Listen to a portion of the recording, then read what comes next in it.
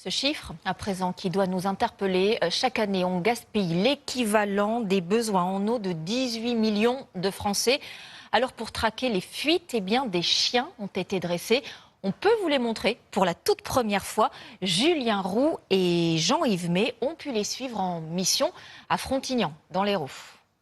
À chercher la fuite? Ouais. Chercher la fuite, ma choupette. Kiri est une malinoise de 2 ans, spécialement dressée dans la recherche de fuites d'eau. Donc là, je finis ce qu'on appelle le conditionnement. Elle renifle du chlore, présente dans l'eau potable, et c'est cette odeur qu'elle va devoir pister. Elle voit une nappe d'eau, donc elle va vérifier, voir si tout est normal, si c'est pas de l'eau potable. Soudain, la chienne se précipite vers cette plaque métallique et marque l'arrêt. Ouais, il y a un truc là. Non, regarde. Ouais. Elle a senti l'odeur de chlore qui est présente dans l'eau potable. Donc ça veut dire qu'il y a une fuite. Voilà, ça veut dire qu'il y a une fuite. Bien, ma louloute. C'est assez joli. Bien. Depuis cet été, le flair de Kiri vient prêter main forte à l'oreille de Pascal, technicien en recherche de fuite.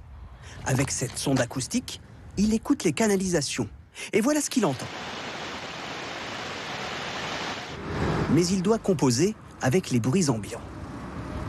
Les avions, les cyclistes, les motos, on entend tout. Absolument tout. Les flamants roses de temps en temps d'ailleurs. Il met habituellement 2 à 3 heures pour trouver une fuite, là où un chien met seulement 15 minutes. Pascal va maintenant vérifier le point suspect détecté par Kiri. Ouais, là, la fuite elle est là, c'est sûr. Sous la trappe, un simple clapet qui était desserré, rapidement réparé. La brigade canine compte 5 chiens déployés sur tout le territoire, essentiellement en milieu rural. À la campagne, les tuyaux sont souvent plus en plastique, moins de points d'accès, des plus longues distances. Et plus difficile à détecter. C'est beaucoup plus difficile à détecter. La surveillance des canalisations se fait également grâce à des capteurs répartis sur tout le réseau. Si des niveaux de consommation inhabituels sont repérés, une alerte se déclenche. En vert, tout va bien. En jaune, on commence à une suspicion. En rouge, il est temps d'intervenir et de déclencher les recherches de fuite. Les ressources sont de plus en plus faibles et donc on ne peut pas laisser couler une fuite. Donc on est en permanence en train de les chercher. Un enjeu devenu crucial avec la multiplication des épisodes de sécheresse. Grâce à ce suivi très précis, ils peuvent désormais mieux cibler les zones où un renouvellement des canalisations est nécessaire. En bref, la prochaine campagne de vaccination contre le